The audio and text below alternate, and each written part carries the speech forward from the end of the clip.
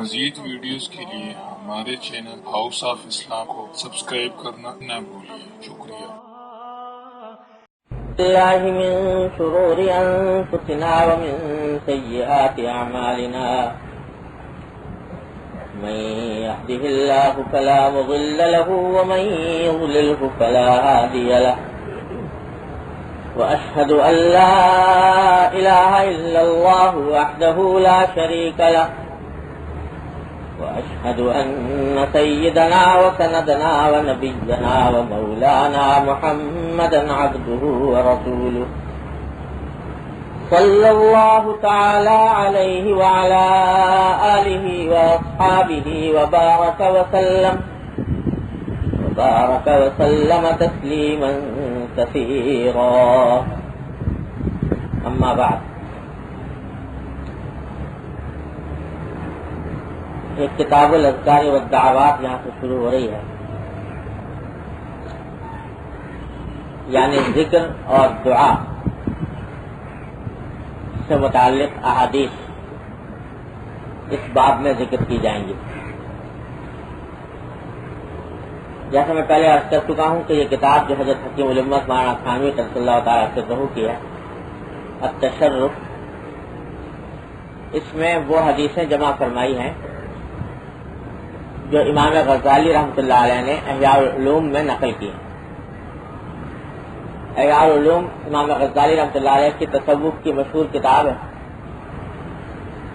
اور اس میں تصوف کے تمام ابواب کا بیان ہے، زندگی کے سارے شعبوں سے متعلق دین کی تعلیمات اس میں بیان ہوئی ہیں، اور ان تعلیمات کو بیان کرتے ہوئے بیچ بیچ میں وہ احادیث لے کر آتے ہیں۔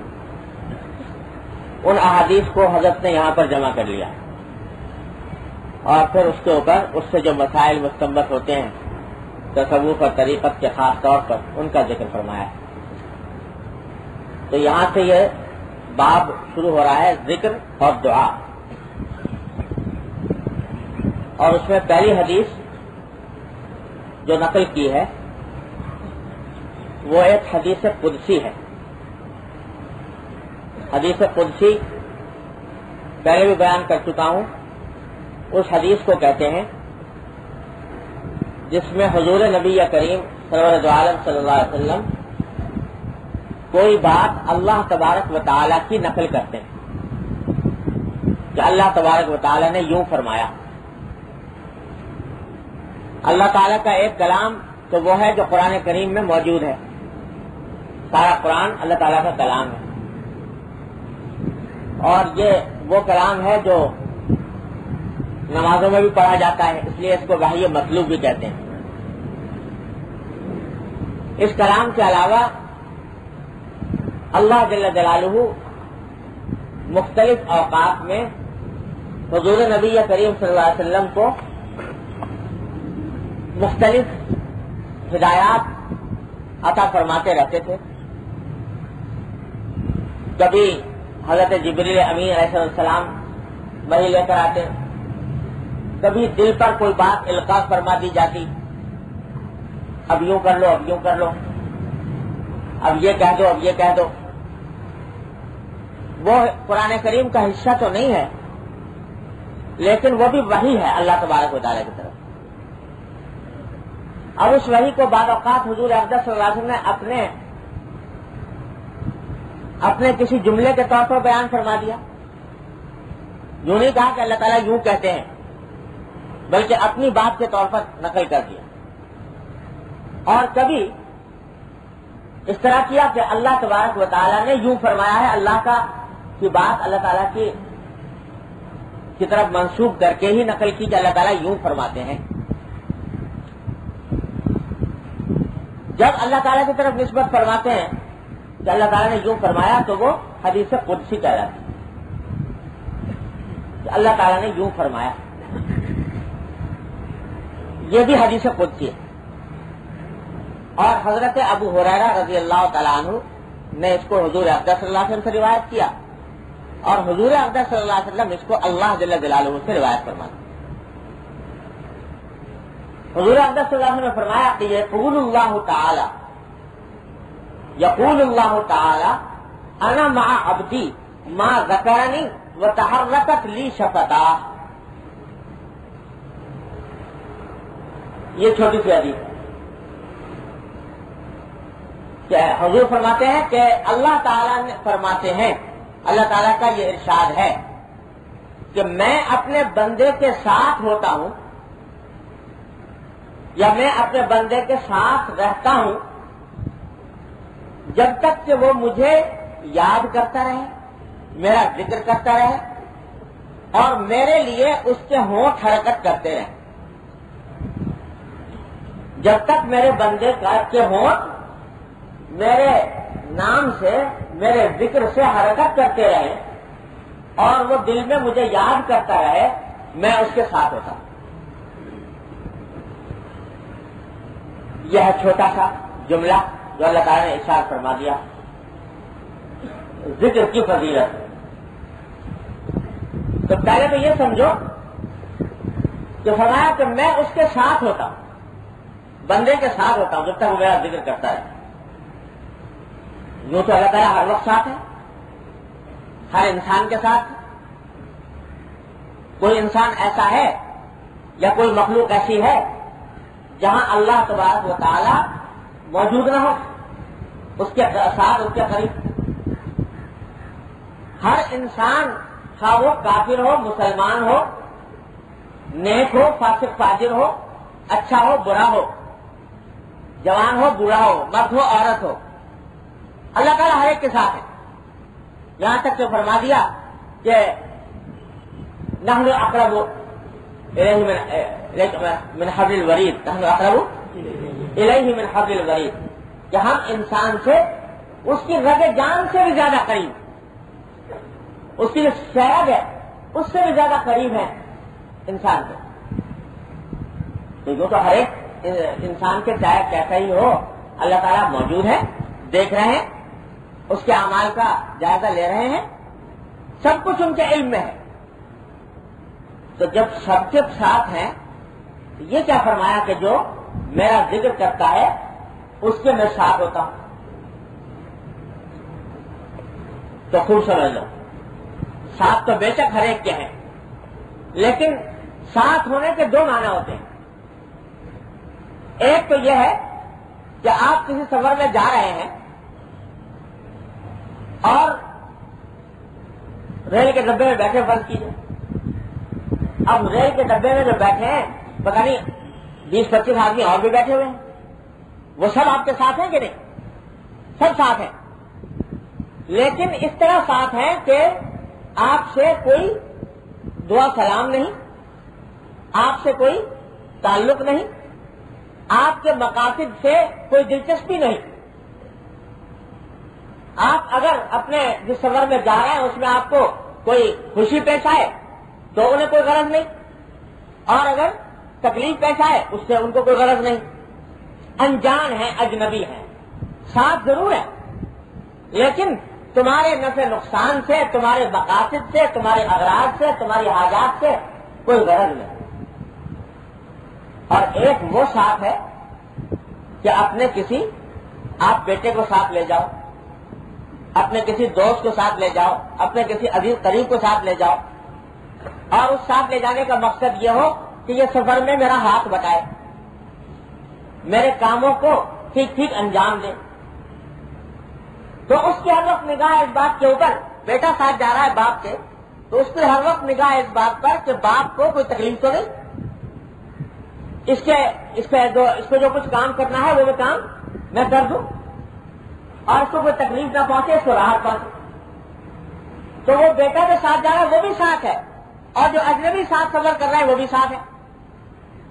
ساتھ تو دونوں ہیں، لیکن ایک کے ساتھ سے کوئی فائدہ نہیں اور ایک کے ساتھ سے ہر دم فائدہ ہے، ہر قدم پر فائدہ ہے جو وہ فائدہ پہنچا رہا ہے.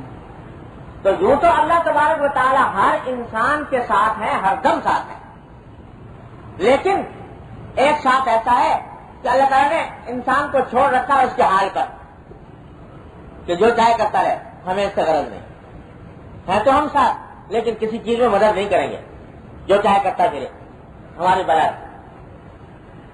اور ایک ساتھ یہ ہے کہ اللہ تبارک و تعالیٰ اس کے کام بنائیں، اس کو ہدایت عطا فرمائیں، اس پر رحمت کی نگاہ فرمائیں اور اس کے ہر قدم پر اس کی نذکری فرمائیں.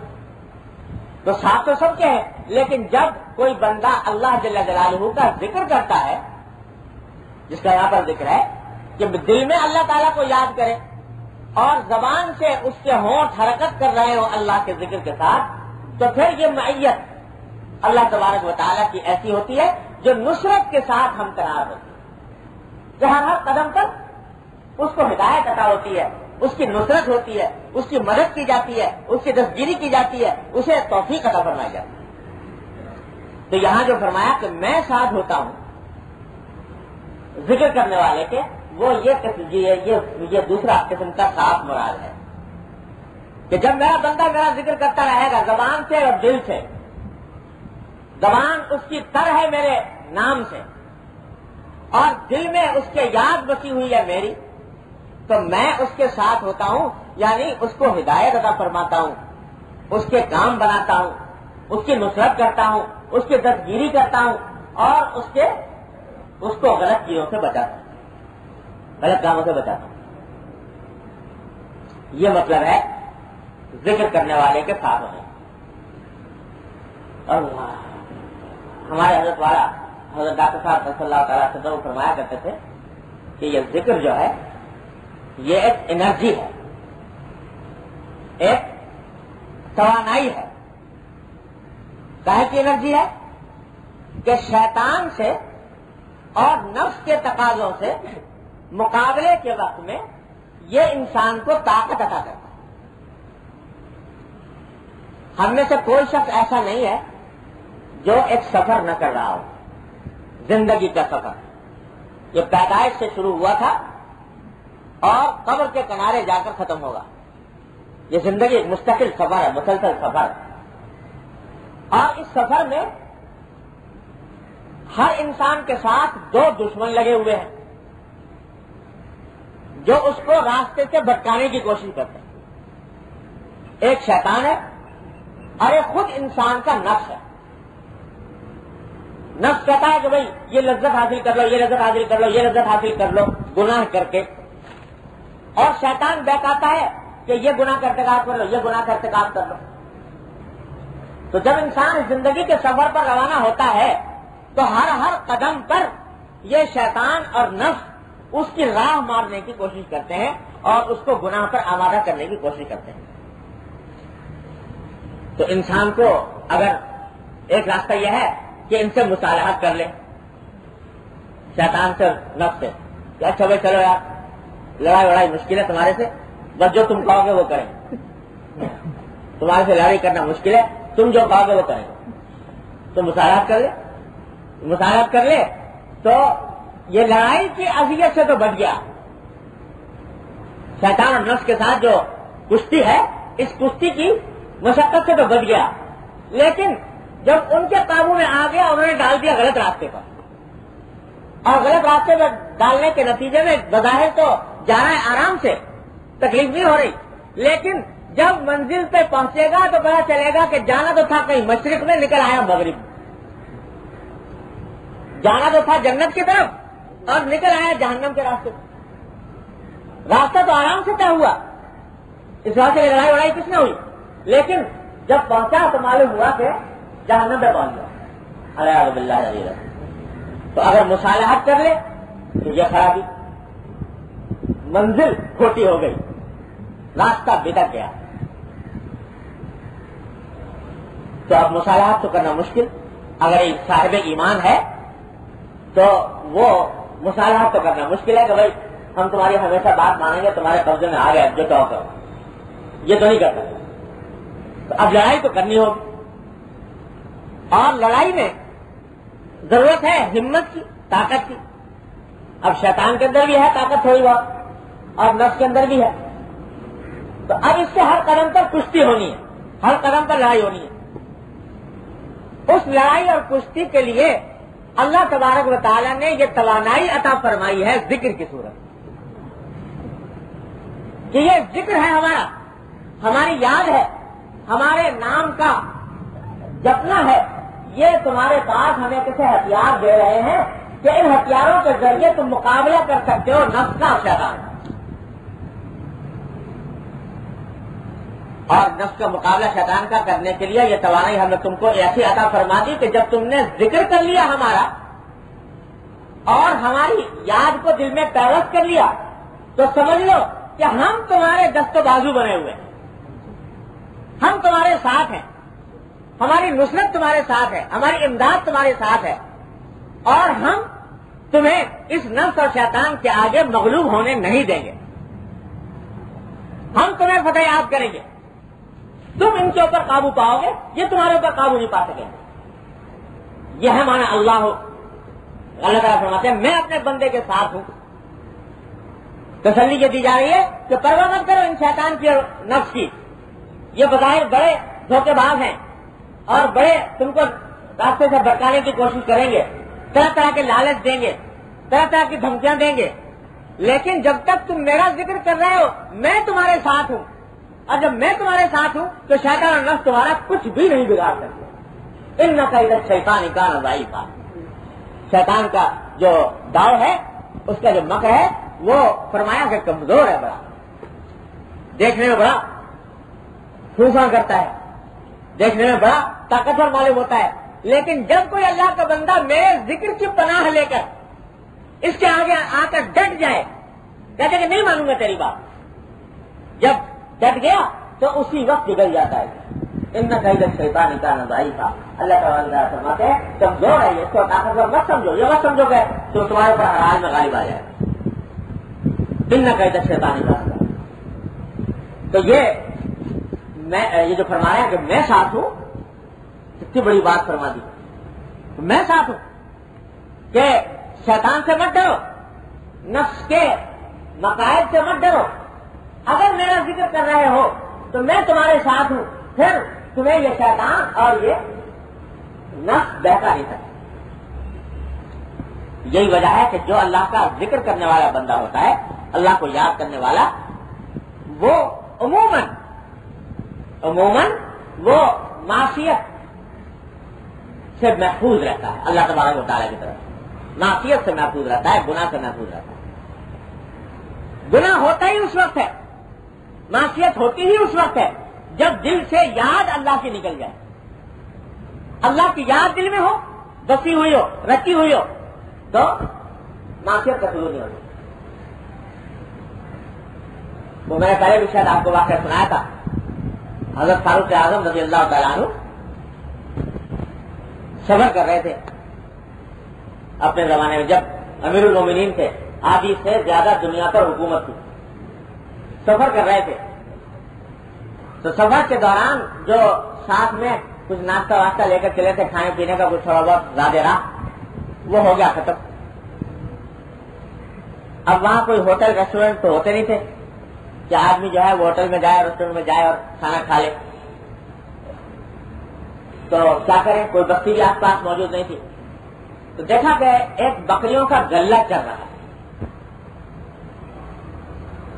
تو بکریوں کا غلہ چل رہا ہے, اور سوچا کہ اس کے چرواہے سے جا کے بات کروں اور اس سے کچھ دودھ خرید لوں اور دودھ پی کر اپنی بھوک کا سامان کر لوں. چرواہے کے پاس پہنچے, جا کر کہا کہ بھائی میں مسافر ہوں, زیادہ ختم ہو گیا ہے, تو میں تمہاری بکری سے دودھ نکالنا چاہتا ہوں,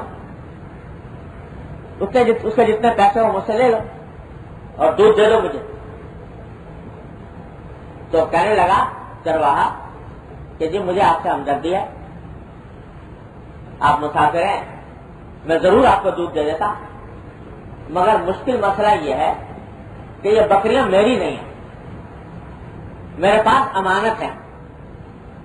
کچھ لوگوں نے کہا مجھے بکریاں دے دی اور کہا کہ چراؤ, تو ان کی امانت ہے میرے پاس, میں ان کا مالک تو ہوں نہیں, لہذا اپنی مرضی سے نہ کسی کو بکری دے سکتا ہوں, نہ کسی کو بکری کا دودھ نکال کے دے سکتا ہوں. اب مالک یہاں موجود نہیں کہ اسے اجازت میں. اس واسطے میرے لیے بڑا مشکل مسئلہ ہے کہ کیسے دوں آپ کو دودھ.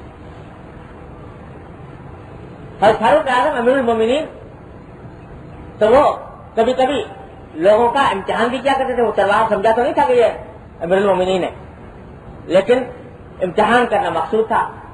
تو چرواہے سے کہا کہ بھائی دیکھو میں تمہیں تمہارے فائدے کی بات بتاتا ہوں, اور وہ یہ کہ مجھے ضرورت ہے دودھ کی, تو میں تم کو پیسے دیتا ہوں, بکری تم سے خرید لیتا ہوں, بکری, اور میں بکری لے لوں گا. میرا فائدہ یہ ہوگا کہ میرے ساتھ بکری رہے گی, جب چاہوں گا دودھ نکال کے پی لوں گا, اور جب چاہوں گا کاٹ کے کھا لوں گا, اور تمہارے پاس پیسے پہنچ جائیں گے بکری کی قیمت. اب جو تم کہہ رہے ہو کہ مالک نہیں ہے, مالک نہیں ہے, ارے چھوڑو بھی. مالک اگر پوچھے تم سے کہ بکری نہیں, بکری کہاں گئی, تو کہتے ہیں بھیڑیا کھا گیا. اور بھیڑیا آئے دن کھاتے رہتے ہیں بکریوں کو, تو کوئی ایسی عجیب بات بھی نہیں ہوگی کہ تمہارا یقین نہ کرے, تو وہ کھا جائے گا. تم کہتے ہیں کہ بکری کو بھیڑیا کھا گیا, چھٹی ہو جائے گی, تمہارا فائدہ ہو گیا, پیسے تمہیں مل گئے, میرا فائدہ ہو گیا تو بکری مجھے مل گئی. اور ٹھیک ہے, اور کوئی بھیڑیا کھاتے ہی رہتے ہیں, تو مالک سن کے مطمئن ہو جائے گا. یہ میں تمہیں فائدے کا نسخہ بتا رہا ہوں, اس پہ عمل کر لوں.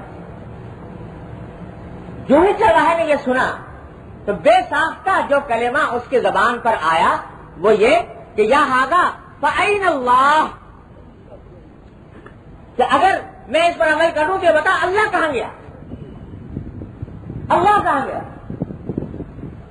اس کو جا کے جھوٹ تو بول دوں گا کہ بھیڑیا کھا گیا, لیکن وہ جھوٹ اس کے سامنے تو چل سکتا ہے, اللہ کے سامنے کیسے چلے گا جو مجھے ہر آن دیکھ رہا ہے اور جس کی یاد میرے دل میں بسی ہوئی.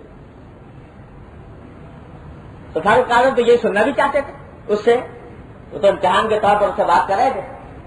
جب یہ سنا تو فرمایا کہ الحمدللہ,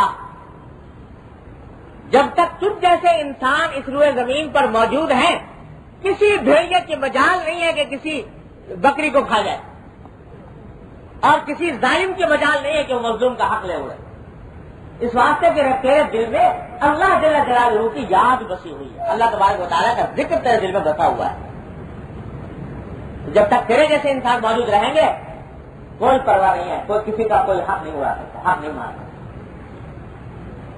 یہ ہے اللہ کی یاد کہ جنگل کی تنہائی میں, رات کی تاریکی میں انسان کے دل پر پہرا بٹھا رہی ہے. آج محکمے ہیں اور پولیس ہے اور عدالتیں ہیں اور محکموں کے اوپر محکمے ہیں اور نگرانی پر نگرانی ہے, لیکن دن رات کرپشن اور رشوت کا بازار کھلا ہوا ہے, اس میں روز بروز اضافہ ہو رہا ہے, کوئی ٹھکانا نہیں ہوتا. ذرا اندازہ لگا کے دیکھو, عدالت شمار لگا کے دیکھو کہ رشوت اور کرپشن اس کے لیے, اس کے انسداد کے لیے کتنے محکمے بیٹھے ہوئے ہیں. لیکن جو کوئی نیا محکمہ بنتا ہے رشوت کے انسداد کے لیے اور کرپشن کے انسداد کے لیے, وہ رشوت کا ریٹ بڑھا دیتا ہے. وہ رشوت کو کم کرنے کے بجائے اس رشوت کے ریٹ کو اور بڑھا دیتا ہے. اس واسطے میں پہلے رشوت مل کے 10 آدمی کھا رہے تھے, اب نیا محکمہ قائم ہوا تو 15 کھائیں گے, لہٰذا 15 کی روزی ملنی چاہیے, تو وہ ریٹ بڑھا رہا ہے. محکمے پر محکمے بیٹھے ہوئے, اور بٹھا دو, اور ایک نیا محکمہ بنا دو اس کے اوپر بھی نگرانی کرنے کے لیے. اس کے کرپشن کو کون دیکھے گا؟ تو جتنے محکمے بڑھاتے جاؤ, لیکن رشوت کا سدباب اور کرپشن کا سدباب اور ظلم کا سدباب نہیں ہوتا. کیوں؟ اس واسطے کہ اگر رشوت کے خاتمے کا کوئی راستہ ہے تو وہ سوائے اللہ کے خوف کے اور آخرت کی فکر کے کچھ اور نہیں ہے.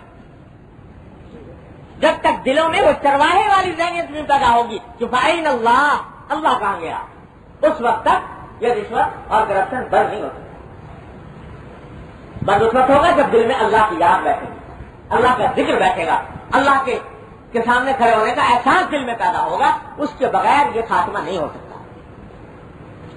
انہی فاروق اعظم رضی اللہ عنہ کے زمانے میں حکم جاری کیا انہوں نے کہ بھائی کوئی شخص ملاوٹ نہ کرے کسی چیز میں, دودھ میں پانی کی ملاوٹ نہ ہو اور کسی کھانے کی چیز میں ملاوٹ نہ ہو. حکم جاری کر دیا. اب یہ فاروق اعظم تھے, ایسا نہیں کہ حکم بیٹھ کے ایئر کنڈیشن کمرے میں جاری کر دیا اور اس کے بعد پھر اس کی پرواہ نہیں ہے کہ آگے کیا ہو رہا ہے. یہ جب حکم جاری کرتے تھے تو ساری رات بستیوں کی نگرانیاں کرتے پھرتے تھے کہ کون اس حکم کے اوپر عمل درآمد کر رہا ہے، کون نہیں کر رہا. ایک ایک گھر میں جا کر جھانک جھانک کر اور کی باتیں سن سن کر اندازہ لگاتے تھے کہ میں حکومت میں کیا ہو رہا ہے. یہ وہ فاروق اعظم ہیں جو یہ کہتے ہیں کہ اگر فرات کے کنارے کوئی کتا بھی مر جائے بھوک سے تو مجھے اندیشہ ہوگا کہ اللہ تبارک و تعالیٰ مجھ سے پوچھے گا کہ تیری حکومت کے اندر ایک کتا فرات کے کنارے بھوکا مر گیا تھا، تیرے پاس کیا جواب. تو یہ احساس ذمہ داری کے ساتھ ساری رات گشت لگاتے تھے. تو رات کو تہجد پڑھ کے گشت لگانا شروع کیا. دیکھا ایک گھر سے کچھ آواز آ رہی ہے، کھڑے ہو گئے. تو ایک ماں بیٹی کا مکالمہ ہو رہا تھا. ماں کہہ رہی تھی بیٹی سے کہ بیٹی تو دودھ نکال رہی ہے جانور کا، دودھ میں تھوڑا سا پانی ملا دے. تو بیٹی نے کہا کہ اما جان، امیر المومنین نے کل ہی حکم دیا ہے کہ کوئی شخص ملاوٹ نہ کرے، تو ہمارے لیے ملاوٹ کرنا جائز نہیں. تو ماں نے کہا کہ بیٹی امیر المومنین کہاں تجھے یہاں دیکھ رہا ہے بیٹھ کے؟ امیر المومنین سو رہا ہے گھر میں، اور اس کو کیا پتا کہ تو دودھ میں ملاوٹ کر رہی ہے کہ نہیں کر رہی، لہٰذا ملا دے. بیٹی نے کہا کہ اما جان، امیر المومنین چاہے نہ دیکھ رہے ہوں لیکن امیر المومنین کا خدا تو دیکھ رہا ہے، لہٰذا میں یہ کام نہیں کروں. امیر المومنین باہر کھڑے سن رہے ہیں یہ ساری بات، ماں بیٹی کا مکالمہ. کچھ نہیں کہا، گھر چلے گئے. اگلے دن معلومات کرائیں کہ یہ ماں کون ہے اور بیٹی کون ہے. اور جب معلومات ہو گئی تو اپنے بیٹے کا رشتہ بھیج دیا اس بیٹی سے کہ بیٹی یہ تمہاری جو بیٹی ہے اس سے میں اپنے بیٹے کا رشتہ کرنا چاہتا ہوں. رشتہ ہو گیا، شادی ہوئی. اور اسی بیٹی کے دوسری پشت میں یعنی ان کے نواسے جو پیدا ہوئے وہ عمر بن عبدالعزیز رحمہ اللہ تعالی، 5ویں خلیفہ راشد، اس بیٹی کے بطن سے پیدا ہونے والے. یہ بیٹی نے جواب دیا کہ امیر المومنین تو نہیں دیکھ رہے لیکن اللہ تو دیکھ رہا ہے. یہ جواب وہی دے سکتا ہے جس کے دل میں اللہ کا ذکر، اللہ کی یاد بسی ہوئی ہو. اس لیے میں کہتا ہوں کہ جب تک اللہ کا ذکر اور اللہ کی یاد دل میں نہیں بستی اس وقت تک دنیا سے نا انصافی کا، ظلم کا اور کرپشن کا خاتمہ نہیں ہو سکتا.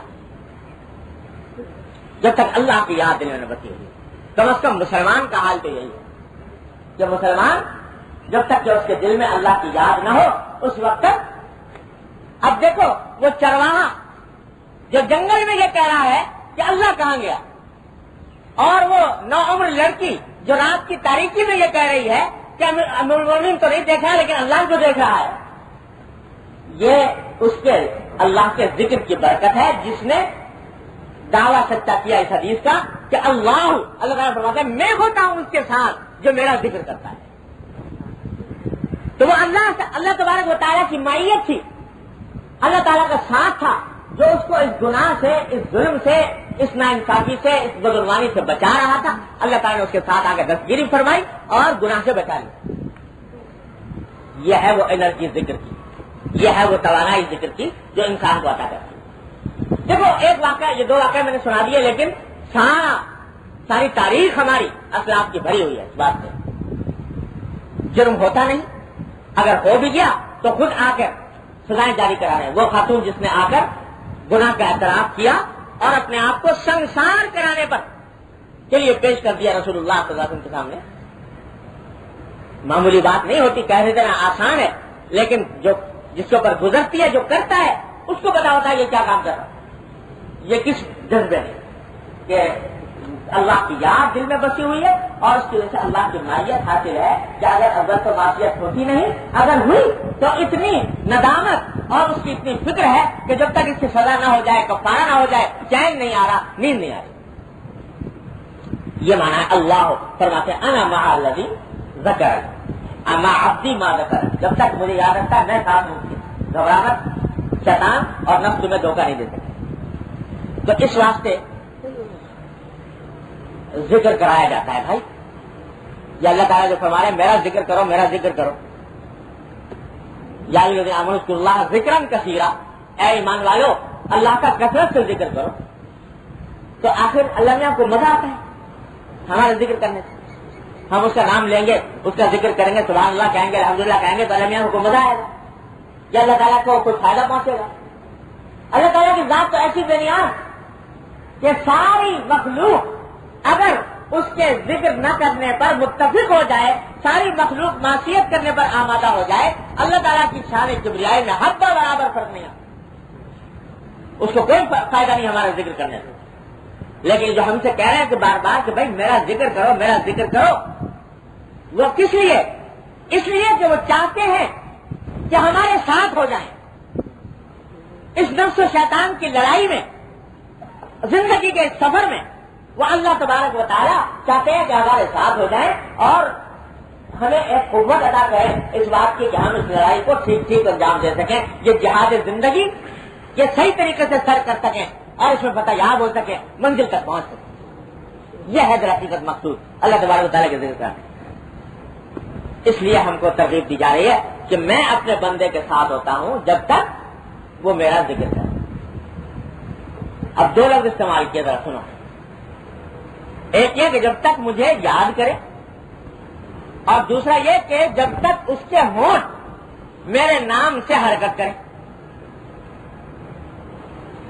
तो खुद ब खुद बता दी दो किस्में जिक्र की। एक जिक्र कल्बी, दिल से याद करने का, जिसमें जबान से कोई अल्फाज अदा नहीं हो रहे, लेकिन दिल से इंसान अल्लाह का जिक्र कर रहा है, दिल से अल्लाह ताला को याद कर रहा है, जिसको जिक्र कल्बी कहते हैं। और दूसरा जिक्र लिसानी, के जबान से अल्लाह तबारक व तआला की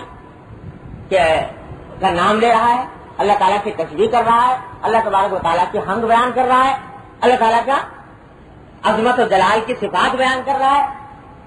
यह जिक्र लिसानी है, जबान से। दो किस्में बयान फरमानी, दो साफ हदीस में, ज़करनी व तहर्रकत बी शफताहु। तो मालूम हुआ कि दोनों किस्म के जिक्र अल्लाह ताला को मतलूब है, दिल का जिक्र भी और जबान का जिक्र भी। दिल का जिक्र क्या होता है और जबान का क्या होता है? दिल का जिक्र यह है कि इंसान के ख्यालात में, उसकी सोच में, उसकी याद में अल्लाह तबारक व तआला की जात और अल्लाह ताला की सिफात यह हर वक्त उसके दिल में मौजूद रहे। इसको कहते हैं जिक्र कल्बी। कैसे रहे जिक्र कल्बी, कैसे हासिल हो? जो अल्लाह तबारक व तआला के मुकर्रब बंदे हैं, उनका हाल तो यह है कि अल्लाह ताला की जात ही में और अल्लाह ताला की सिफात ही में कितने महव रहते हैं कि हर वक्त उनको जिक्र कल्बी की कैफियत हासिल है खुद ब खुद। और यह दर्जा किसी वक्त हासिल हो जाता है, आदमी कोशिश करे, मशक करे तो। यानी हर वक्त उनका दिल अल्लाह तबारक व तआला की सोच में महव रहता है, मशगूल रहता है। इसकी मिसाल यूं समझो कि जैसे यानी बहुत ही अदना मिसाल बिला तशबीह, कि किसी आदमी को किसी से मोहब्बत हो जाए दुनिया में, तो जब मोहब्बत हो जाए तो हर वक्त उसका ख्याल दिल पर छाया रहता है, उसकी सोच हमेशा उसी की तरफ, ध्यान उसका उसी तरफ रहता है, उसकी अदाएं, उसकी बातें, उसकी याद, ये उसके दिल पर छाई रहती है। काम कर रहा है लेकिन याद उसकी आ रही है। किसी बाप को बेटे से मोहब्बत है, बेटे को बाप से मोहब्बत है, माँ को बेटे से है, बेटे को माँ से है, शौहर को बीवी से, बीवी को शौहर से।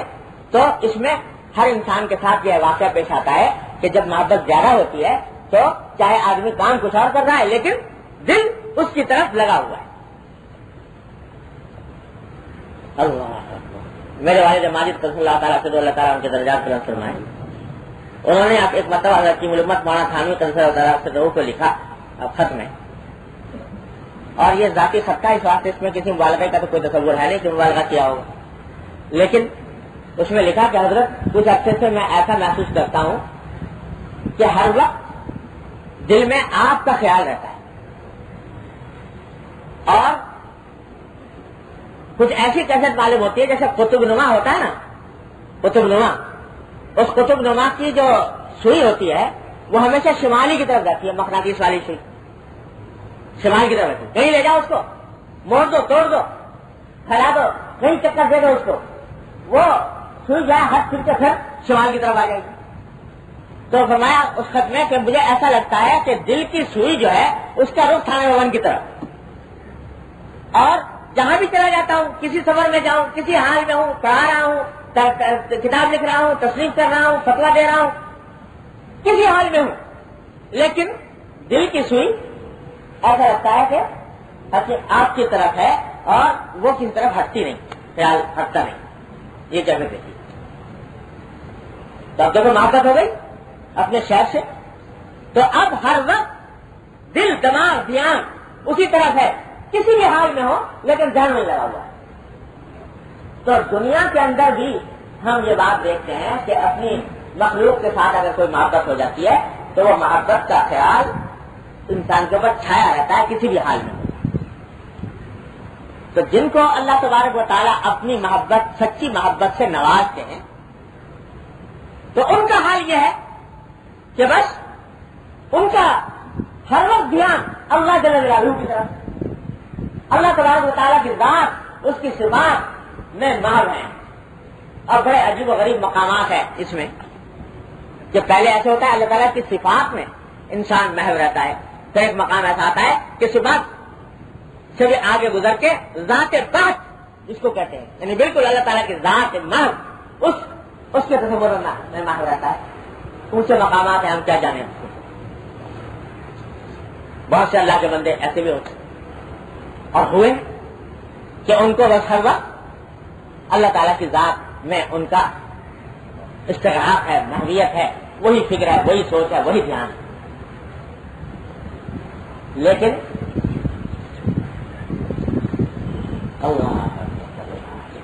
اب ہم جو ہیں کمزور لوگ, تو وہ کہاں سے وہ کیفیت پیدا کریں. اگرچہ صوفیاء کرام کے یہاں اس کے بھی طریقے ہوتے, یہ کیفیت پورا کرانے کے لیے طریقے مجاہدے ریاضتیں کراتے ہیں, اور یہاں تک کہ باقی یہ کیفیت پیدا ہو جاتی ہے بعض اوقات, اور عجیب عجیب طریقے سے کراتے. کیونکہ انسان کا حال یہ ہے کہ جو میں بتا رہا ہوں مخلوق کے ساتھ, مخلوق کی یاد کا حال یہ ہے کہ مخلوق تو ایک ایسی چیز ہے نا جو آنکھوں سے دیکھی, اور اس کے جو صفات ہے وہ آنکھوں سے دیکھی, لہٰذا اس کے تصور کرنا آسان ہے, اور تصور ہر وقت آ سکتا ہے. ماں کا, باپ کا, بیٹے کا, بیٹی کا, اور بہن بھائی کا, دوست کا, شوہر کا, بیوی کا, دیکھی ہوئی چیزیں ہیں, ان کا تصور کرنے میں کوئی دقت ہر وقت آ سکتا ہے. اللہ جل جلالہ کو دیکھا نہیں, اس کا تصور کیسے ہر وقت جمائے. تو صوفیاء کرام یہ بھی کرتے ہیں کہ پہلے کسی مخلوق کے اوپر تصور جمواتے ہیں. ایک مرتبہ مخلوق کے اوپر تصور کا ارتکاب ہو گیا, اب اس کے بعد جب ہو گیا مکمل تو اس کا رخ پھیر دیتے ہیں اللہ تعالیٰ کی طرف. تو حضرت نے واقعہ لکھا, حضرت تھانوی رضی اللہ تعالیٰ عنہ نے مواعظ میں فرمایا کہ ایک شخص تھا, وہ کہتا جی میرے دل میں اللہ تعالیٰ کی محبت نہیں پیدا ہوتی, کس طرح پیدا کروں. شیخ کے پاس گیا, اس نے کہا بھائی تجھے کس چیز سے محبت ہے, تجھے مجھے یہ بتا. اس نے کہا جی مجھے تو بھینس ہے. وہ کوئی گوالا تھا, بھینس والا, کہتا جی مجھے تو بھینس سے محبت ہے سب سے زیادہ دنیا میں. اس نے کہا اچھا ایسا کر کہ تو ایک کمرے میں بیٹھ اور ہر وقت بھینس کا تصور کر, ہر وقت یہ تصور کر کہ بھینس ہے, بھینس آ رہی ہے, بھینس کو میں چارہ کھلا رہا ہوں, اس کو چلا رہا ہوں, اس کو چلا رہا ہوں.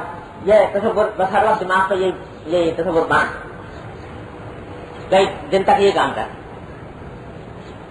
خیر وہ گھر گیا, نہیں تو اچھا کام ہے, بیٹھ گیا, اور بیٹھ کے اس نے بھینس کا تصور کرنا شروع کیا, یہاں تک کہ وہ کہتے ہیں جب 2-3 دن کے بعد کوئی کیا تو اس سے جا کے سوال کیا تو وہ اس کے دماغ پر بھینس کا تصور اتنا زبردست غالب تھا کہ اس نے کہا کہ یہاں بتاؤ یہ بھینس آ رہی ہے، بھینس سے راستہ رک جائے گا، اتنا اس کے ذہن کا تصور اس کا محیط ہو گیا. تو جب شیخ کو پتا لگا کہ یہ ہو گیا تو پھر اس کی تدبیر یہ تھی کہ وہ بھینس کے تصور کو اس نے منقلب کر کے اور اللہ کے رضالو کی طرف لگا دیا. یہ ریاضتیں مجاہدات کسی صوفیاء کرام کے یہاں منقول ہے کہ یہ اس طریقے سے کرتے تھے کہ ایک مرتبہ ذہن کو دوسرے خیالات سے ہٹا کر ایک طرف منتقل کر دیا، پھر اس کو رخ کر دیا اللہ تعالیٰ کی طرف.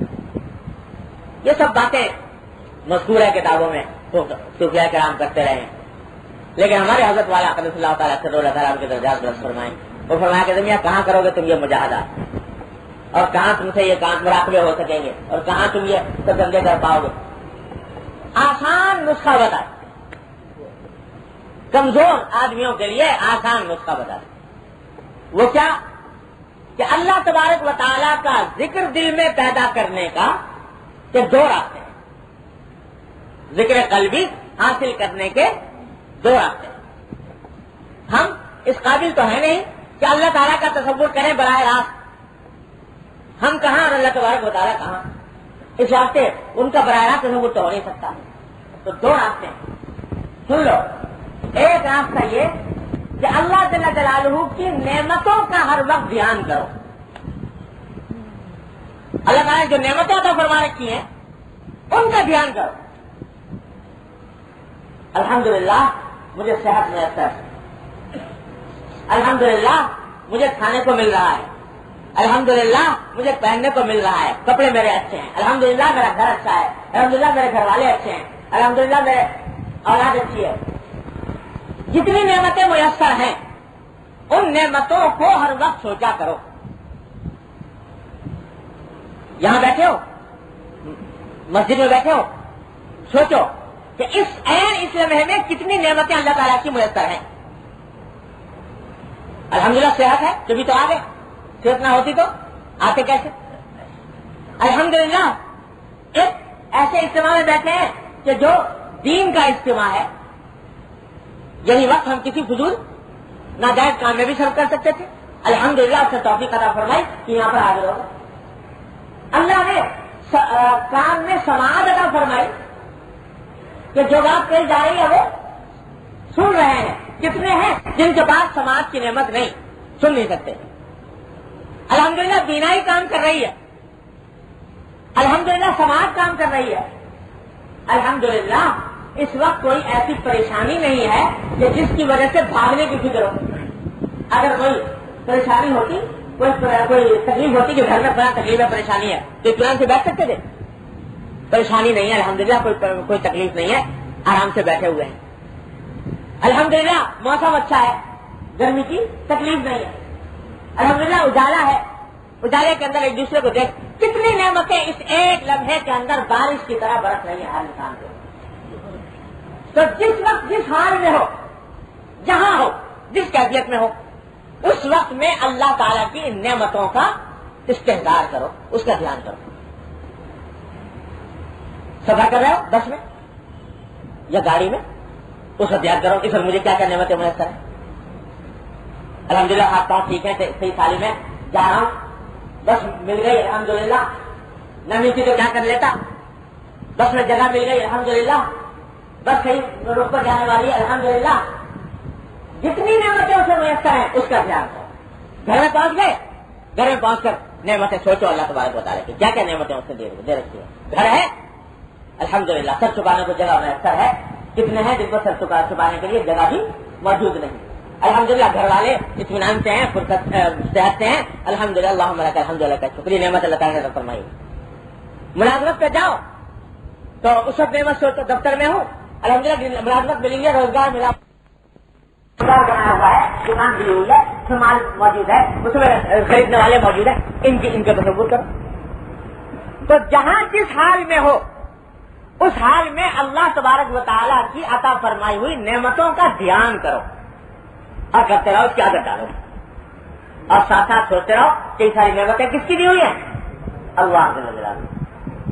جب یہ تصور کرو گے کہ یہ نعمت اللہ کی دی ہوئی، یہ نعمت اللہ کی دی ہوئی، یہ نعمت اللہ کی دی ہوئی، یہ نعمت اللہ کی دی ہوئی، تو یہ جب نعمتوں کا تصور کرو گے تو یہ سب کیا ہے؟ یہ سب ذکر قلبی ہے، یہ سب ذکر قلبی، یہ اللہ تعالیٰ کا ذکر ہو رہا ہے دل،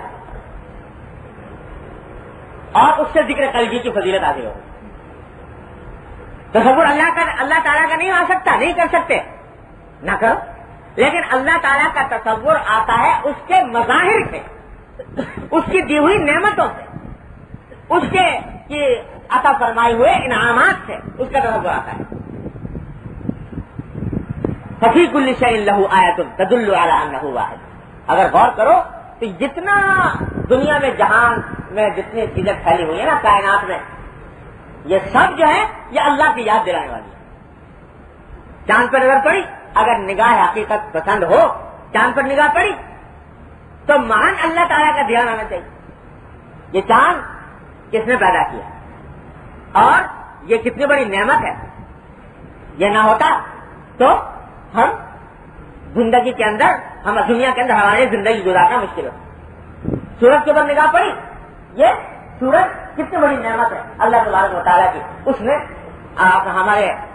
ہمارے فائدے کے لیے پیدا کیا۔ سورج نہ ہوتا تو نہ دن ہوتا نہ رات ہوتی، نہ کام کر سکتے نہ سو سکتے، اور اس سورج کے ذریعے کس طرح کھیتیاں پکتی ہیں، کس طرح ہماری زندگی کے کاروبار چلتے ہیں، اس کا دھیان کرو۔ پھول نظر آیا خوبصورت، اس پھول کے اندر دھیان کرو کہ کتنا خوبصورت پھول ہے، تبارک اللہ احسن الخالقین، اللہ تبارک و تعالیٰ نے کتنا اپنی صبح تخلیق سے ایک ایسا خوبصورت پھول پیدا فرمایا۔ کائنات کی کوئی چیز ایسی نہیں ہے جو کیا نہ بن جائے، بات دل میں پیدا ہو۔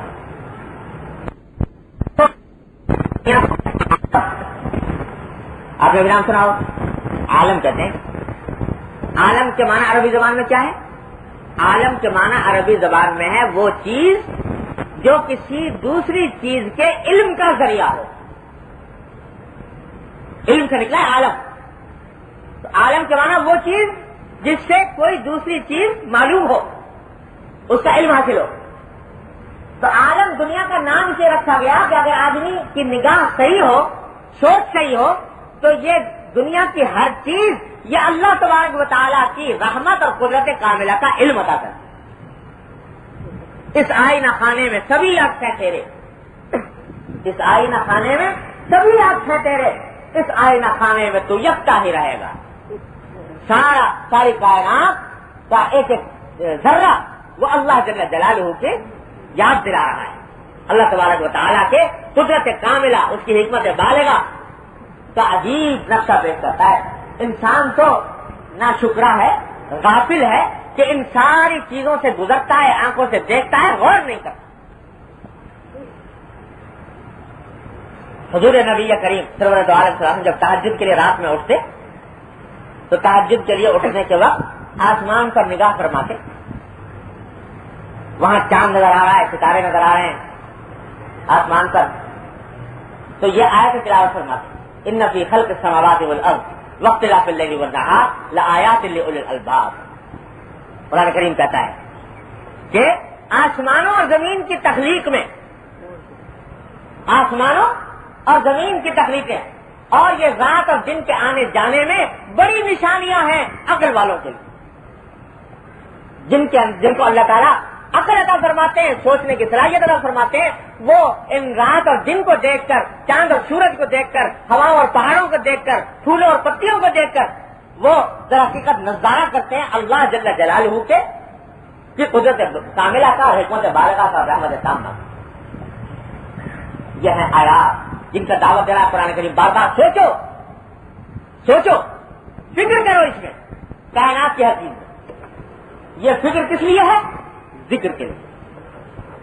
یہ فکر وَيَتَفَكَّرُونَ فِي خَلْقِ السَّمَاوَاتِ وَالْأَرْضِ، اللہ کے وہ بندے جو سوچتے ہیں آسمانوں اور زمین کی تخلیق میں، آسمان اور زمین کی تخلیق میں سوچتے ہیں۔ سوچنے کا کیا معنی؟ کہ سوچتے ہیں کہ کس نے ان آسمان اور زمین کو پیدا کیا، کہ کیا شان ہے اس کی، اور کیسی عظمت اور جلال والی ہے وہ ذات جس نے یہ سارا کچھ بنا دیا کارخانہ، ایسا کارخانہ کہ اس انسان پیدائش ابتدائے آخری سے لے کر آج تک سائنسدان اس کی تحقیق میں لگے ہوئے ہیں۔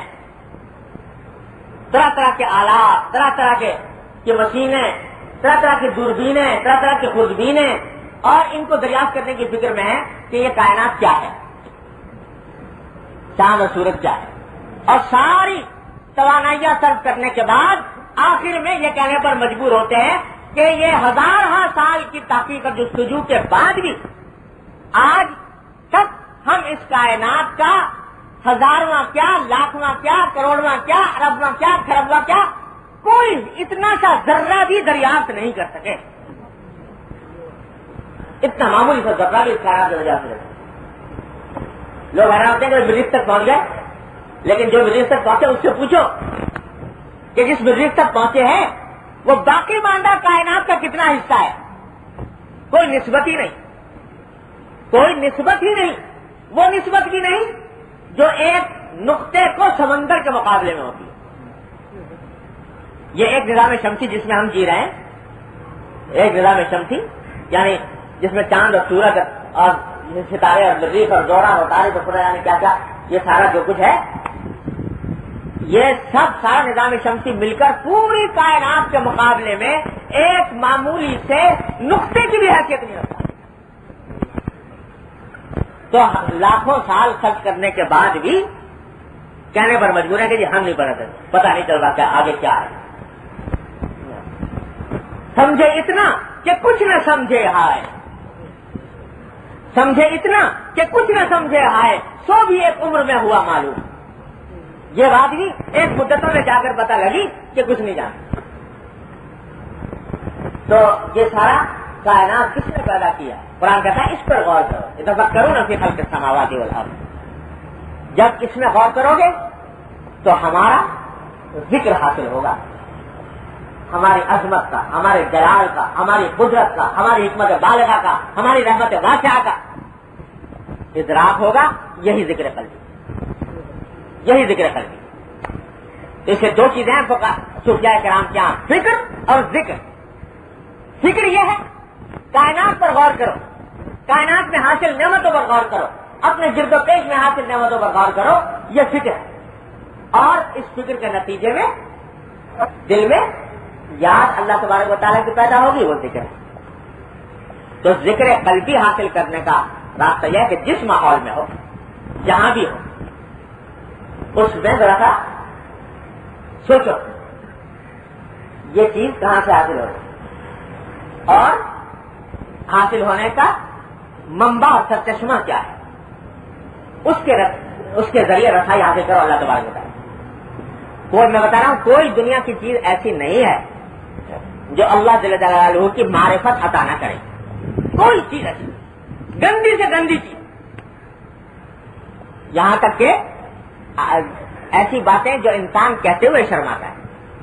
بیت الخلاء میں بیٹھا ہے، گندگی کی بظاہر بات ہے، لیکن اگر آدمی سوچے تو وہ بھی معرفت کا ذریعہ ہے کہ اللہ تعالیٰ نے کس کا کیسا نظام بنایا ہے کہ ہم نے کھانا کھایا تھا اور کھانا علم غلم جو چاہے جو منہ میں چکھا رہا جس چیز کا آیا وہ کھاتے چلے گئے. نہ یہ پرواہ کہ کون سی چیز فائدہ کرے گی، کون سی نقصان کرے گی، اور کس سے خون بنے گا، کس سے پیشاب بنے گا، کس سے پخانا بنے گا.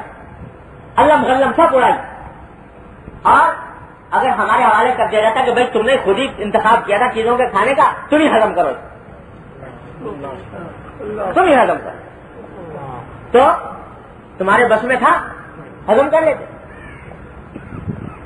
بس میں تھا کہ اس میں یہ تمیز کر لیتے کہ اس کھانے کے کتنے حصے سے خون بننا چاہیے اور کتنے حصے سے پیشاب بننا چاہیے اور کتنے حصے سے پخانا بننا چاہیے.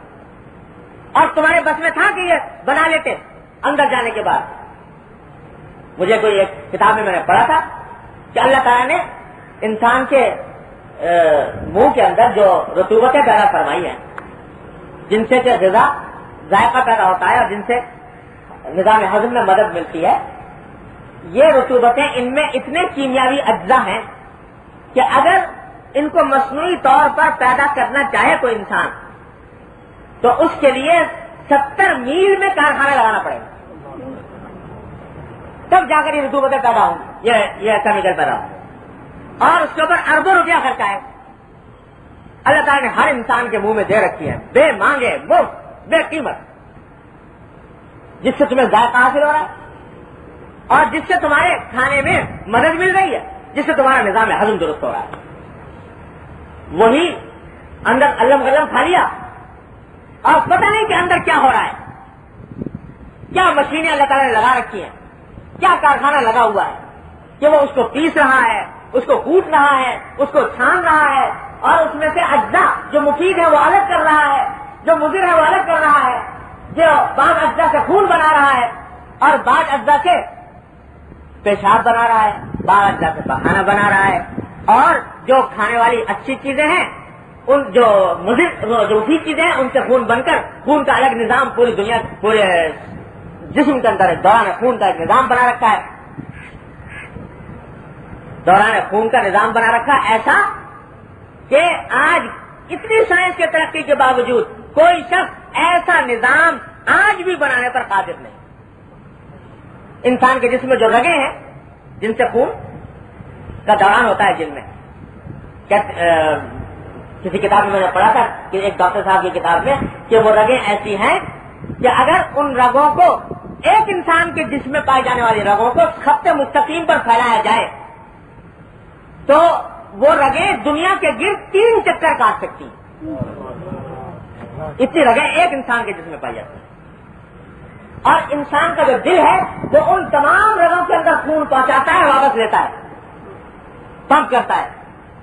ایسا پمپنگ اسٹیشن بھی دنیا کے اندر کہیں نہیں ہوگا جو 3 چکر دنیا سے کاٹتا ہے اور دنیا کے گرد سے جانا 24,800 میل کا قطر ہے، محیط ہے دنیا کا 24,800، 25,000 سمجھ لو تو 75,000 میل ہو گیا۔ 75,000 میل تک خون پہنچاتا ہے اور وہاں سے واپس لیتا ہے، اور یہ کیا ایک دھڑکن میں 75,000 میل خون پہنچایا اور پھر وہاں سے 75,000 میل واپس لیا، ایک دھڑکن ہوئی اور 1 منٹ میں 72 مرتبہ دھڑکتا ہے، اور یہ 72 مرتبہ دھڑکنا پیدائش سے لے کر مرتے دم تک جاری ہے۔ جس دن بند ہو گیا انسان کی حیات ختم ہو گئی۔ یہ کون ہے جو یہ کر رہا ہے؟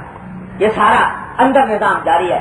ہم نے تو علم غلم کھایا تھا اور اس سے خون بنا کر اس کا دوران کون کر رہا ہے، اور اس کے بعد پھر جو مضر اشیاء ہیں کسی کو پیشاب کے ذریعے خارج کر دیا، کسی کو پخانے کے ذریعے خارج کر دیا، تمہارے حوالے کر دیا جاتا کہ بھائی تم ہی چنو اس میں سے کیا اچھا ہے کیا برا ہے، تو بس میں کسی کے تھا، اور اگر چن بھی لیا تو نکالنے کا راستہ کیسے نکالے؟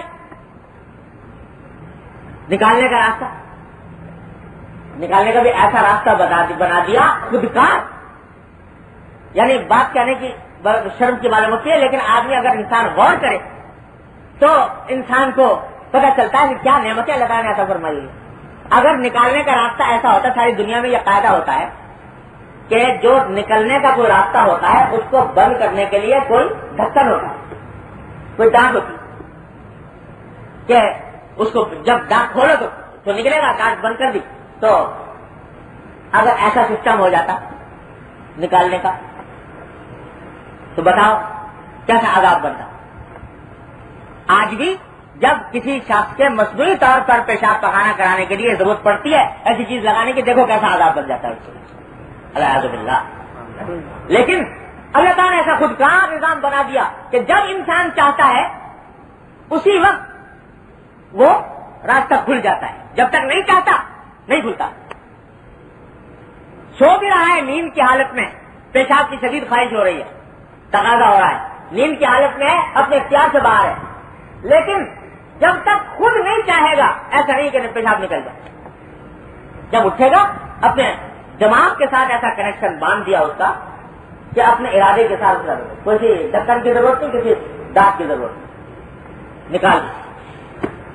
تو اگر انسان میں کہہ رہا ہوں کہ عین اس وقت جب کہ آدمی گندگی کی حالت میں ہے، پیشاب کر رہا ہے، پخانہ کر رہا ہے، اس وقت میں بھی اگر اللہ تبارک و تعالیٰ کے ان نعمتوں کا تصور کرے تو یہ پیشاب پخانہ بھی اس کی معرفت کی دلیل، معرفت کا راستہ، اور یہی معرفت کا راستہ سجایا محمد رسول اللہ صلی اللہ علیہ وسلم نے کہ جب باہر آؤ بیت الخلاء سے تو کیا کہو، غفرانک الحمدللہ الذی اذھب عنی الاذی وعافانی، کہ شکر ہے اس اللہ کا جس نے مجھ سے یہ گندگی دور کی اور مجھے عافیت عطا فرمائی. اگر نہ ہوتی تو میں کیا کر لیتا؟ عافیت نہ ملتی تو کیا کر لیتا؟ تو یہ سوچو. تو میں کہہ رہا ہوں کوئی لمحہ انسان کی زندگی کا ایسا نہیں ہے جس میں اپنے فکر کو، اپنی سوچ کو کام میں لا کر اس لمحے کو اللہ کی معرفت اور اللہ کے ذکر قلبی کا ذریعہ نہ بنا سکے. کھانا کھانے بیٹھے ہو، سوچو یہ لقمہ جو کھا رہے ہو کیسے آ گیا، کہاں سے آ گیا، کس کس مرحلے سے گزر کر آیا، کیسے گندم بنا، کیسے اس کو آٹا بنایا گیا، کیسے اس کی روٹی بنائی گئی، کس طرح تمہارے منہ میں پہنچا. پانی پی رہے ہو، پانی پیتے ہو سوچو کہ یا اللہ یہ پانی کہاں سے آ گیا، یہ پانی جو ہے کس طرح سمندر میں پیدا کیا گیا، کس طرح دریاؤں تک لایا گیا، کس طرح وہاں سے نہروں کی شکل میں آیا، کس طرح میرے ہاتھ میں پہنچا. کوئی چیز دنیا کی ایسی نہیں ہے جس میں غور کر کے جس کو ذریعہ تم ذکر قلبی کا نہ بنا سکتے. یہ ہے مطلب کہ اللہ تعالیٰ کا ویسے براہ راست تصور تو ممکن نہیں ہے خاص طور سے ہم جیسے آدمیوں کے لیے، لیکن اللہ کی دی ہوئی نعمتوں کا دھیان یہ ہے ذکر قلبی حاصل کرنے کا طریقہ. اس کی عادت ہے بس یہ سیدھا سادہ نسخہ. جہاں جاؤ جس ماحول میں ہو سوچو اس ماحول میں مجھے کیا کیا نعمتیں اللہ تعالیٰ کی میسر ہیں، ان کو سوچو، اس پر شکر ادا کرو، ذکر قلبی ہو رہا. یہ ہے ذکر قلبی حاصل کرنے کا طریقہ. اللہ تعالیٰ اپنے رحمت سے مجھے آپ کو سب کو عطا کرنا. بات یہ ہے کہ ہر چیز کے لیے کچھ تھوڑی سی محنت تو کرنی پڑتی ہے، مشق کرنی پڑتی ہے. تو یہاں پر بھی تھوڑا سا دھیان دینے کی ضرورت ہوگی، تھوڑا سا مشق کرنے کی ضرورت ہوگی. سوچتے رہو، سوچتے سوچتے اللہ تعالیٰ کی طرف سے خود دروازے کھلیں گے معرفت کے، کہ کس کس طریقے سے کن کن راستوں سے اللہ تبارک و تعالیٰ کی معرفت حاصل ہوتی ہے، کن کن راستوں سے اللہ تعالیٰ کی نعمتوں کا دھیان ہوتا ہے. ان کو سوچو گے، جتنا سوچو گے انشاءاللہ اتنا ہی دروازے کھلیں گے اور اس کے نتیجے میں ذکر قلبی کی نعمت حاصل ہوگی. یہ ہے پہلی قسم ذکر ذکرانی، جو مجھے یاد کرے یعنی میرا قلب میں سے ذکر کرے. اور دوسری چیز فرمائی تحرکت بھی شفقا، کہ اس کے ہونٹ میرے نام سے حرکت کریں. یہ ہے ذکر لسانی. یہ ہم جیسے یہ ہر ایک شخص کے لیے کوئی مسئلہ نہیں ہے، آسان ہے کہ اللہ تبارک و تعالیٰ کا نام لے کر اس کا ذکر کیا جائے. سبحان اللہ الحمدللہ الحمدللہ لا الہ الا اللہ اللہ اکبر. یہ سب کیا ہے؟ یہ سب ذکر لسانی. اللہ تبارک و تعالیٰ کے اسماء حسنی بے شمار ہیں، ان میں سے کوئی بھی نام لے لو، اور اس کی تسبیح کے طریقے بے شمار ہیں، اس کے ذکر کے طریقے بے شمار ہیں. جو بھی نام لے لو، جو بھی جس وقت زبان پر جاری ہو جائے وہ ہے ذکر لسانی. بعض لوگ یہ کہتے ہیں کہ بھائی زبان سے ذکر کرنے سے کیا حاصل، جب دل میں دھیان نہ ہو. اصل چیز تو ذکر قلبی ہے، تو زبان سے کیا حاصل؟ تو خوب سمجھ لو یہ شیطان کا دھوکہ ہے. زبان کی ترقی کا سیڑھی ہے دل کی. دل کا ذکر یہ نتیجہ ہوتا ہے زبان کے ذکر کا. جب آدمی ابتدا میں ذکر کی کوشش کرتا ہے تو ایک دم سے چھلانگ لگا کے اوپر کی چوٹی تک نہیں پہنچ سکتا، درجہ بدرجہ چلنا ہوتا ہے. تو ذکر لسانی یا زبان سے ذکر یہ ذریعہ ہے ذکر قلبی کے حصول کا. اور یہ حدیث صاف صاف بتا رہی ہے اللہ تعالیٰ کو یہ بھی پسند ہے کہ تمہارے ہونٹ میرے نام سے حرکت ہے. ایک حدیث میں حضور اقدس نبی کریم صلی اللہ علیہ وسلم نے ایک صحابی کے سوال کے جواب میں فرمایا، صحابی نے پوچھا تھا کہ رسول اللہ سب سے افضل عمل کون سا ہے؟ تو آپ نے فرمایا کہ ان یکون لسانوں کا رطبا بذکر اللہ، کہ تمہاری زبان تر رہے اللہ کے ذکر سے، اللہ کی یاد، اللہ کے ذکر. زبان کو کے تر رہنے کو باقاعدہ مقصد قرار دیا. اس سے یہ مت سمجھو کہ زبانی ذکر جو ہے وہ کوئی حاصل نہیں رکھتا، بلکہ ہمارے حضرت کی علومت مولانا خان رحمۃ اللہ علیہ یہ فرماتے ہیں کہ زبان کا ذکر جو ہے چاہے فرض کرو دل دماغ کہیں اور بھی لگے ہوں، جیسے کہ ہم جیسے مبتدیوں کے ہوتے ہیں کہ ذکر تو کر رہے ہیں زبان سے سبحان اللہ لیکن دل دماغ کہیں اور ہے. اس کو بھی بیکار مت سمجھو. یہ بھی کارآمد چیز ہے کہ کم از کم حضرت فرماتے ہیں کہ کم از کم جسم کا ایک عضو تو اللہ کی یاد میں مصروف ہے. دل دماغ کہیں اور صحیح لیکن کم سے کم ایک عضو زبان تو اللہ کی یاد میں مصروف ہے. اس واسطے اس کی بھی ناقدری نہ کرو, اس کو بھی بیکار نہ سمجھو. فارسی میں ایک شعر مشہور ہے کہ بر زباں تسبیح ہو در دل گاؤ خر این چنی تسبیح کیا دارت اثر.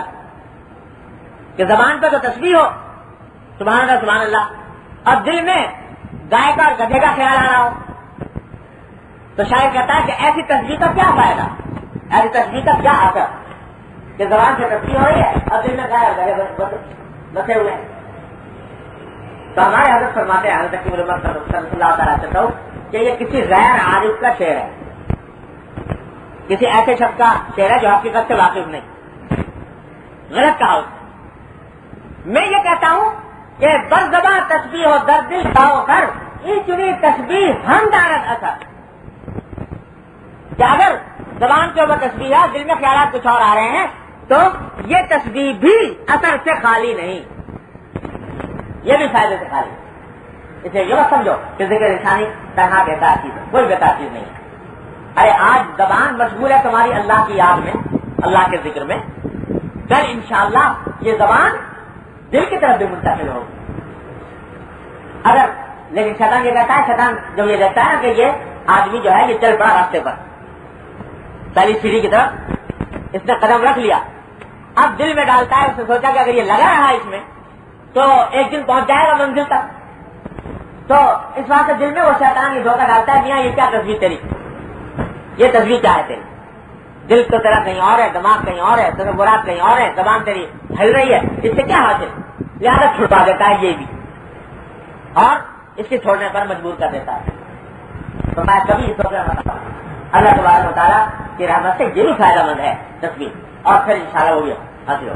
تو بے شک مقصود تو یہ ہے کہ ذکر زبان سے بھی ہو اور دل سے بھی ہو, دونوں چیزیں ساتھ ہوں, زبان سے بھی دل سے بھی. اور اگر ان میں سے کسی ایک چیز کو لینا ہے تو دل افضل ہے بڑی زبان, لیکن طرح زبان کی بے فائدہ اور بے اثر نہیں. تو ہمارے حضرت نے اس حدیث کے تحت یہی فرمایا ہے کہ کوشش تو یہ کرنی ہے کہ زبان بھی اللہ کے ذکر سے تر ہو اور دل بھی اللہ تعالیٰ کے ذکر سے آباد ہو. لیکن جہاں دونوں جمع نہ ہو سکے تو جو بھی حاصل ہو جائے نعمت. ذکر قلبی حاصل کرنے کا میں نے طریقہ آپ کو بتا دیا کہ اللہ تبارک و تعالیٰ کی نعمتوں کا استحضار, اس کی سوچ, اس کی فکر ہر قدم کے اوپر. اور ذکر لسانی کے لیے کوئی طریقے کی ضرورت نہیں, سیکھ لو سبحان اللہ الحمدللہ ولا الہ الا اللہ واللہ اکبر سبحان اللہ وبحمدہ سبحان اللہ العظیم, درود شریف, استغفار, یہ سب ذکر ہے. اور چلتے پھرتے جو ذکر زبان پر آ جائے غنیمت سمجھو. اور ایک وقت مقرر کر لو کم سے کم جس میں جو خاص طور پر ذکر کے لیے ہو. مثلا فجر کے بعد تھوڑی دیر بیٹھ کر کچھ تسبیحات پڑھ لی, جو خاص طور پر میں کیا کرتا ہوں سبحان اللہ وبحمدہ سبحان اللہ العظیم, یہ ایک تسبیح, سبحان اللہ والحمدللہ ولا الہ الا اللہ واللہ اکبر تیسرا کلمہ ایک تسبیح, استغفار استغفر اللہ الذی لا الہ الا ھو یہ ایک تسبیح, اور درود شریف ایک تسبیح, اور لا حول ولا قوۃ الا باللہ یہ ایک تسبیح.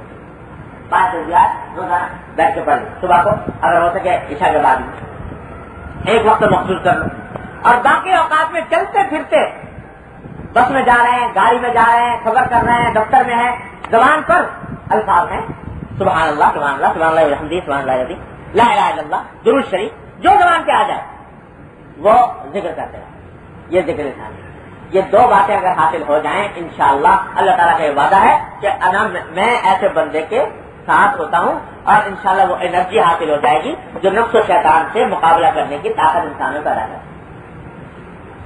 تو خلاصہ جو اس حدیث کے تحت ہمیں سبق کا ملا وہ یہ 2 باتیں, جس ماحول میں ہو جہاں ہو وہاں اللہ تعالیٰ کی دی ہوئی نعمتوں کا دھیان, اس کی سوچ, اس پر فکر اور اس کے نتیجے میں اللہ تعالیٰ کا شکر.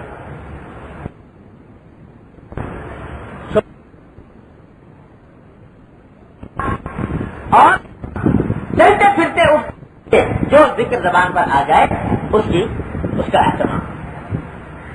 یہ کام کر لیا انشاءاللہ اس حدیث کے ذریعے حاصل ہو جائے.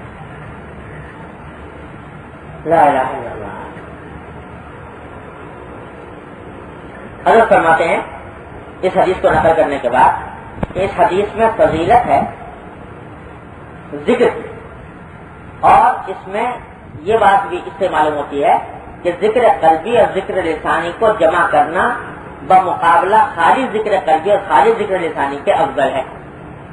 یعنی افضل یہی ہے کہ آدمی دل سے بھی ذکر کرے اور زبان سے بھی ذکر کرے. رہی یہ بات کہ ان دونوں میں کون سا افضل ہے، قلبی ذکر افضل ہے یا لسانی افضل ہے، تو یہ ایک مستقل بحث ہے. اور ظاہر روایات کا یہ ہے کہ خالی ذکر قلبی خالی ذکر لسانی سے افضل ہے.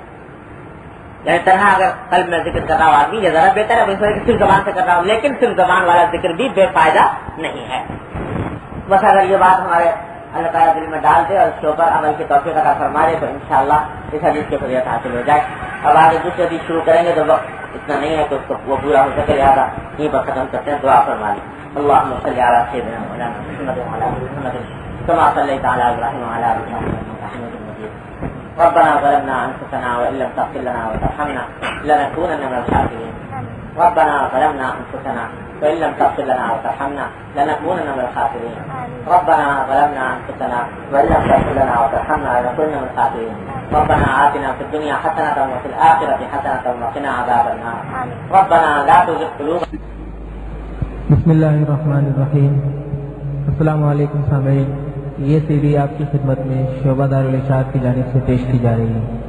کیسٹ اور سی ڈی ملنے کا پتہ: دارالاشاعت، اردو بازار، کراچی، پاکستان. ای میل ishaat@digicom.net.pk. Phone number 0300 22 81402. شکریہ.